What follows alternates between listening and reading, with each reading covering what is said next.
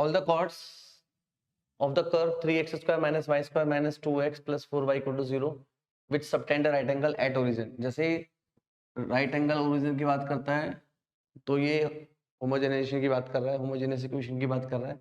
तो इस सबसे पहला हमारा मोटिव क्या है, इस 2 डिग्री इक्वेशन को होमोजेनियस इक्वेशन में कन्वर्ट करना है। तो मैं कॉर्ड की इक्वेशन को अज्यूम कर लेता हूँ। लेट जो भी कॉर्ड है वो एक स्ट्रेट लाइन है। यहाँ से मैं 1 का वैल्यू निकालता हूँ। 1 क्या होता है, y minus M X upon C. इसका वैल्यू डालूंगा कहाँ पर, ये 2 डिग्री इक्वेशन के अंदर, माइनस 2x इंटू 1, और 1 की वैल्यू है y minus M X by C, 4y y minus M X by C equal to 0। तो 3c x square cy square minus 2xy plus 2mx square 4y square minus 4mxy equal to 0। ठीक है, तो यहां से x square common, 3c plus 2m, y square common 4 minus C, और X Y common ले लेते हैं, 2 प्लस 4m इक्वल टू 0। अच्छा, राइट एंगल होने का क्या कंडीशन है, राइट एंगल होने का कंडीशन है कि coefficient of X square and coefficient of Y square का सम क्या होगा, 0 होगा। तो यहाँ से बेटा 2m plus 2c plus 4 equal to 0। तो m का वैल्यू निकालना है, c का वैल्यू निकालना है। c का वैल्यू आ गया m प्लस 2 माइनस में, c का वैल्यू आ गया m प्लस 2, यहाँ डाल देते हैं। तो y equals to M X minus m plus 2, तो y equals to M X minus m minus 2, तो y equals to m x minus 1 y plus 2, इसको इधर ले आए तो 1 minus x m times y plus 2 equal to 0। तो ये क्या है, ये है FOSL, family of straight line. तो x minus 1 equal to 0, y plus 2 equal to 0, x का वैल्यू 1, y का वैल्यू माइनस 2, तो point will be 1 comma minus 2। यही है, क्या बोला बेटा क्वेश्चन में, if one of the line given by, जो ये पेयर ऑफ स्ट्रेट लाइन है, होमोजेनियस इक्वेशन है ये वाली, इसने बोला है इसमें से एक line 3x plus 4y equal to 0 है, तो c का वैल्यू बताओ। अब इसमें से एक लाइन अगर ये है तो यहां से x या y के वैल्यू इसको डालेंगे तो सेटिस्फाई करेगा, सेटिस्फाई करेगा। तो एक काम कर लें, 3x इक्वल्स टू, तो x अपॉन y माइनस 4/3, तो इसको x अपॉन y बना लेते हैं, 6 x upon Y square, Y square से डिवाइड करेंगे तो ये भी x upon Y plus 4c equal to 0, 4/3 6, 16/3 4/3 4c, तो कितना हुआ 96, सॉरी 99 96/9 4/3 4c, तो ये 12 प्लस 96 108 होगा ना, अपॉन 9, 4 से इसको काटे तो कितना आएगा 27, और ये 3, तो c का वैल्यू -3। क्वेश्चन बोला है जैसे पेयर ऑफ स्ट्रेट लाइन होता है, उसके अंदर 2 इक्वेशन होती हैं, पेयर में इसके 3 है, L1 L2 L3। तो इसने बोला ये जो इक्वेशन है ये रिप्रेजेंट कर रहा है 3 स्ट्रेट लाइंस को। उन 3 स्ट्रेट लाइन में से कोई भी 2 स्ट्रेट लाइन आपस में परपेंडिकुलर है। अगर ऐसा है तो एक ही जितनी भी वैल्यूज है वो बताओ, उनका सम, एक ही जितनी वैल्यूज है उनका सम बताना है। ये अच्छा क्वेश्चन है, बताओ। अब देखो एक चीज देखो, सबसे पहले इसमें ये जो स्ट्रेट लाइन है, 3 स्ट्रेट लाइन है, ये भी होमोजीनियस है, डिग्री 3 3 3 3 होमोजीनियस है। तो ये जो तीनों स्ट्रेट लाइंस हैं ये भी इस तरीके से पास हो रही होंगी, और हो सकता है कि ये दोनों या ये दोनों या ये दोनों आपस में परपेंडिकुलर हो, ठीक है ना, परपेंडिकुलर हो। तो y equal to m1x, y equal to m2x और y इक्वल टू m3x, इस तरीके से हुआ। तो अगर मैं इनकी जॉइंट इक्वेशन निकालूं तो ये इस तरीके से निकाल सकते हैं ना, जॉइंट इस तरीके से निकाल सकते हैं जॉइंट इक्वेशन। एक काम करें इसकी, चलो इसको तो छोड़ो, एक काम करते हैं, ये क्यूबिक इक्वेशन है, 8x क्यूब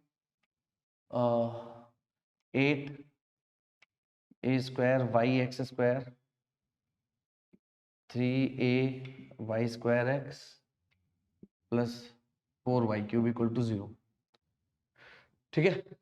अब y upon x m1 m2 m3 तीन स्लोप है, इसे y बाय एक्स डिवाइड करेंगे, 8a square y by X 3a y by X whole square 4y by X cube. तो y बाय एक्स को मैं m लिखता हूं, तो ये 4m cube 3a m square 8a square m plus 8 equal to 0, m cube m square, ये cubic equation हो गई m की टर्म्स में। तो इसके हम 3 रूट्स लेंगे, रूट्स क्या हो गए, late roots are m1 m2 m3, m1 m2 m3, तो उनका sum of the roots m1 plus m2 plus m3 ये होता है माइनस b बाई ए, और दो दो रूट्स का सम का प्रोडक्ट, इसको अल्फा बीटा बोल दो, alpha beta beta gamma gamma alpha c by a, और product of roots minus d by a, ये alpha plus beta plus gamma, ठीक है। तो यहाँ पर d क्या है, d क्या है यहाँ पर 8, तो m1 m2 m3 minus 8 bye 4, ये हो गया -2। अच्छा, इसने बोला था कि कोई भी दो लाइन, तीन में से कोई भी दो लाइन आपस में परपेंडिकुलर है, कोई भी दो लाइन आपस में परपेंडिकुलर है तो उनके स्लोप का प्रोडक्ट -1 होगा। तो मैं इन दोनों को प्रोडक्ट -1 ले लेता हूं, तो m3 का वैल्यू हो गया 2, और जो ये m3 है ये m ही तो है भाई, तीनों रूट्स है और तीनों रूट्स हैं तो m की वैल्यू ना, तो m की वैल्यू कितनी आ गई 2, m का वैल्यू 2 यहाँ डाल देते हैं, m का वैल्यू 2 यहाँ, 2 का क्यूब 8, 8 4 जा 32, 4 3 जा 12 a, और 8 2 जा 16 a square plus 8 equal to 0, तो -16 a square minus 12 a plus 40 equal to 0, divide कर दो, किससे कर दें, 4 से कर दें, 4a square plus 3a minus 10। अच्छा, यहाँ से a स्क्वायर है, क्वाड्रेटिक इसके दो वैल्यूज निकलेंगी, फैक्टर करने की जरूरत नहीं है क्योंकि सम ऑफ द रूट्स ने पूछा है, जितने भी पॉसिबल वैल्यूज हैं उनका सम चाहिए, तो मैं किससे निकाल लूंगा, sum of the roots. Suppose दो वैल्यूज a1 a2 आया, तो sum of the roots minus b by a, -3/4। If ax cube by cube c square cx square y dxy square equal to 0 represent three distinct straight lines so that each line is angle bisector of each other, सभी line एक दूसरे, बाकी दो lines के angle bisector है। इस तरीके से 3 लाइन है, बताओ कौन सी कंडीशन सेटिस्फाई कर रही है। तो अच्छा, सारे के सारे क्या है, होमोजीनियस है, तो भाई होमोजीनियस है, तो अगर सपोज एक लाइन ये है एक लाइन ये, तो दूसरी लाइन ये होगी,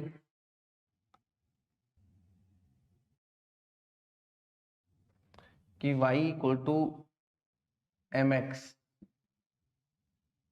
एक लाइन है जो कि x एक्सिस और y एक्सिस का एंगल बाइसेक्टर है, जो कि x एक्सिस और y एक्सिस का एंगल बाइसेक्टर है। तो फिर 45 है, रुको रुको रुको, और ये इसका मतलब ये देखो, जब मैं बनाना चाह रहा हूँ, ध्यान से सुनो, जैसे ये इन दोनों का बाइसेक्टर है और इसने बोला कि पेयर ऑफ स्ट्रेट लाइन है 3, और वो पेयर ऑफ स्ट्रेट लाइन तो यहाँ भी आ सकते हैं, यहाँ भी आ सकते हैं, यहाँ भी आ सकते हैं, जरूरी थोड़ा ना है कि वही हम तो ये बना रहे हैं, ये थोड़ा है वो ये भी तो हो सकते हैं, ये भी तो हो सकते हैं, ये भी तो हो सकते हैं, कहीं भी हो सकती है।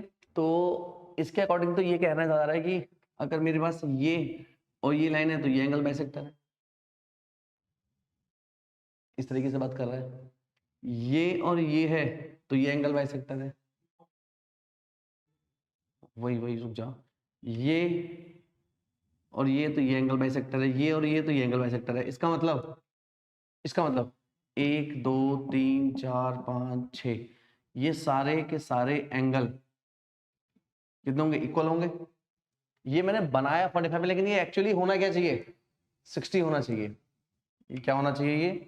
ये कुछ ऐसा होना चाहिए, ठीक है। तो इन दोनों का एंगल बाइसेक्टर ये, अच्छा अगर ये एंगल बाइसेक्टर है तो वो इस वाले का एंगल बाइसेक्टर है।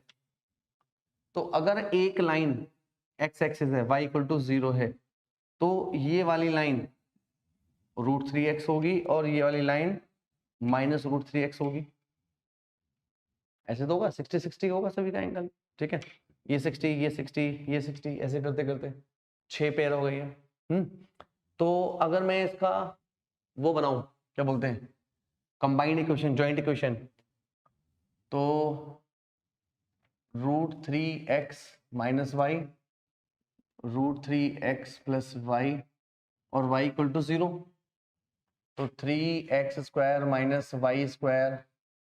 y² equal to 0, 3x² y - y³ equal to 0। इसको मैं ऐसा लिख लूं, 0 × x³ - y³ 3x² y + 0 × x y² equal to 0। तो a का वैल्यू 0, b का वैल्यू -1, c का वैल्यू 3 और d का वैल्यू 0। देखना ये किस किस को सेटिस्फाई कर रहा है। a + b तो 0 नहीं है, c + 3b, c का वैल्यू 3, b का वैल्यू -1, ठीक है, ये हो गया। d b + 3c नहीं, ये भी नहीं, ऑप्शन बी नोट करो। क्या वाला क्वेश्चन में, if one of the lines given by ax² + 6xy + by² equal to 0 bisect the angle between the coordinate axis, between the if one of the line given by ax² + 6xy + by² equal to 0 bisect the angle between the coordinate axis, then a + b can be। इसने बोला कि इसमें से कोई, इसकी कोई एक line, दो लाइन है, इनमें से कोई एक लाइन कोऑर्डिनेट एक्सिस को बाइसेक्ट कर रही है, ठीक है। यानी ये पेयर ऑफ स्ट्रेट लाइन एक ऐसे होगी, ये तो बाइसेक्ट कर रही है, तो ये y = m1x और y = m2x।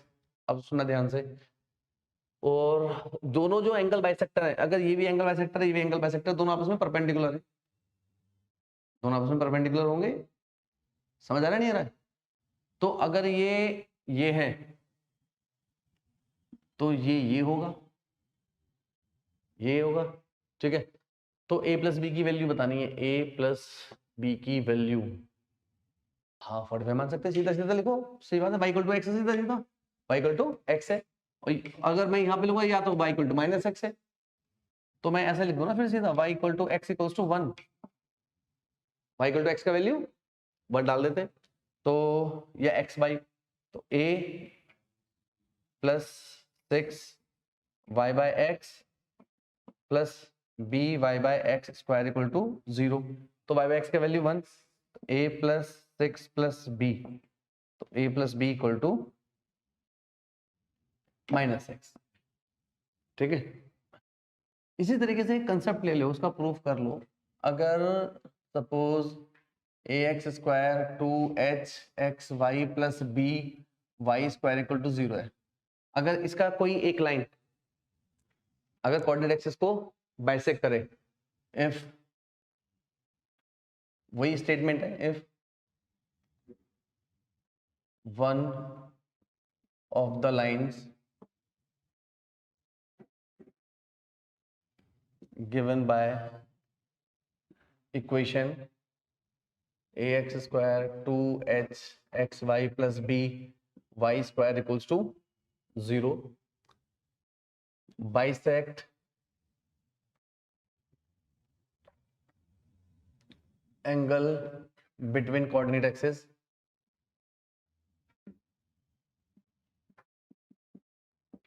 then, तो अगर ये कोऑर्डिनेट एक्सिस को डिवाइड कर रहा है तो वही y by x equals to 1 ले लें, तो ये a plus 2h plus b equal to 0, तो a plus b equals to minus 2h,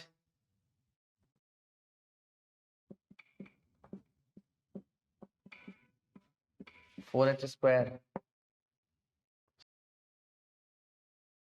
इसको तुम डायरेक्टली यूज कर सकते हो,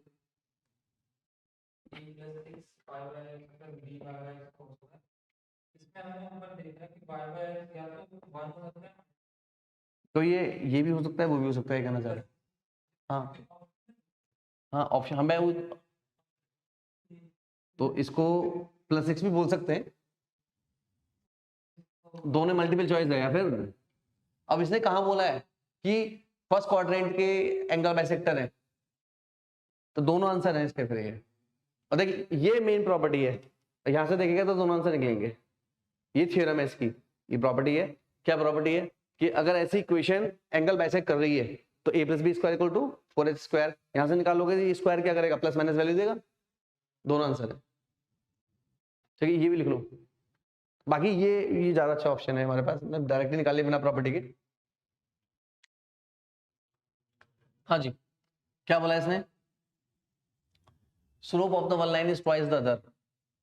अगर एक लाइन का स्लोप m है और दूसरी लाइन का स्लोप 2m है, तो सम ऑफ द स्लोप क्या होता है, माइनस 2h बाय b, और product of the slope a by b।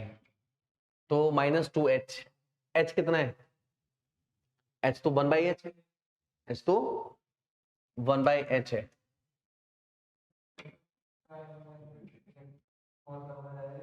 कौन सा, अच्छा, तो h कितना है, 1 बाई h, तो माइनस 2 बाय h, और b कितना है, 1 बाय b, तो ये बन गया प्रोडक्ट ऑफ द स्लोप उल्टा b बाय a। ठीक है, अब कैसे करें,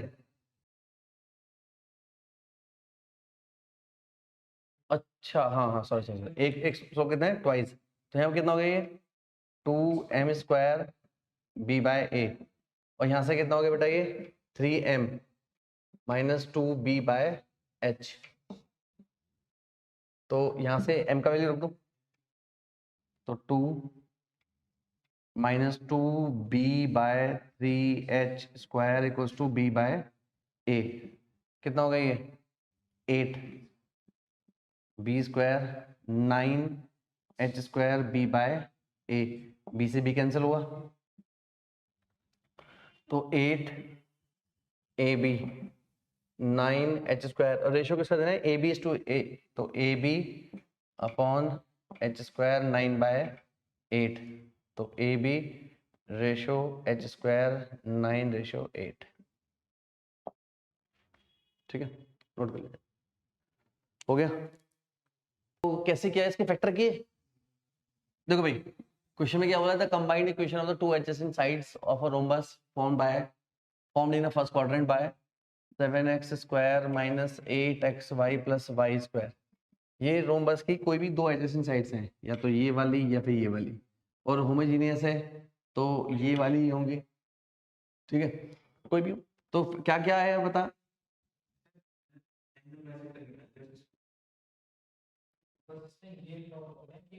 एक मिनट हो गया ना, देखो इस तरीके से है, अब इसमें इसने बोला कि जो लॉन्गर डायगोनल है ना, जो लॉन्गर डायगोनल है उसका स्लोप बनाना है। तो अब इसके दो डायगोनल हैं, तो ये वाला और एक ये वाला। अगर मैं इसका स्मॉलेस्ट डायगोनल देखूं दिस वन, तो ये जो इसका एंगल है ये ऑब्ट्यूज है, ठीक है, और ये क्या है एक्यूट। तो लॉन्गर डायगोनल का क्या है, जो स्लोप होगा वो एक्यूट ही होगा, एक्यूट होगा, एक्यूट।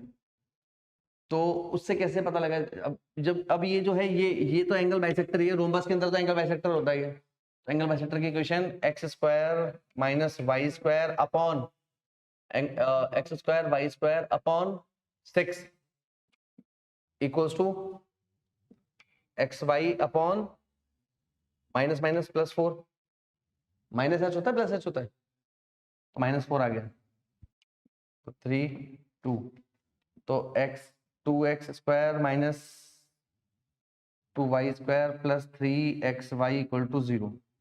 तो इक्वेशन आ गई 2x square 3xy minus 2y square equal to 0, ये इक्वेशन आ गई।